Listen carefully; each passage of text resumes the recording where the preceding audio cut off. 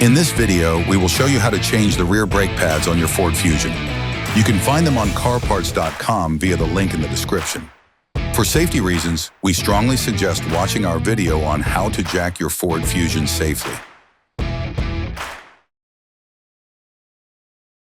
It is now necessary to release the electric parking brake in order to clear the grip on the disc. There is a manufacturer procedure for this vehicle.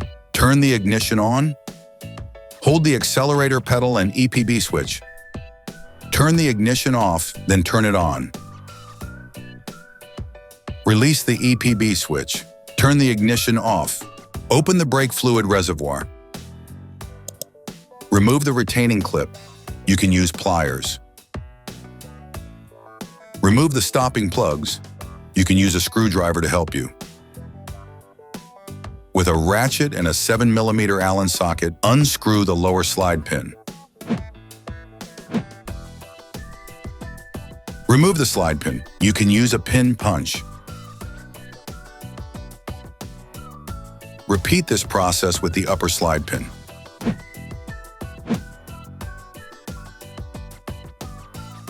You can now remove the caliper. Place it on the rear sway bar so as not to pull on the various cables. Then fasten it with a zip tie.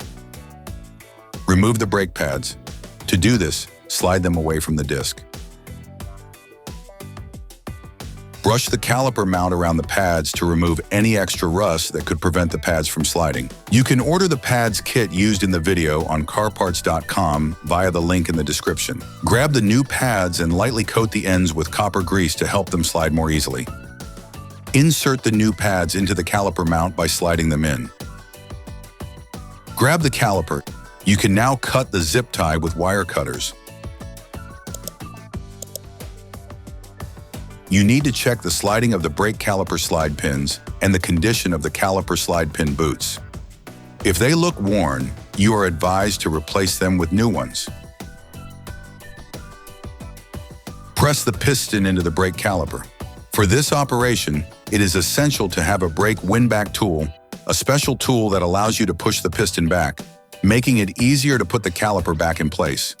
This step is essential before installing the caliper. As the piston enters the brake caliper, brake fluid will flow back into the brake fluid reservoir. Depending on the original level of the reservoir, make sure that the liquid does not overflow. Brush the caliper around the pads to remove any extra rust that could prevent the pads from sliding. Put the brake caliper back in place and screw in the slide pins. By hand at first, then with a ratchet to lock them in place. Finish tightening using a torque wrench.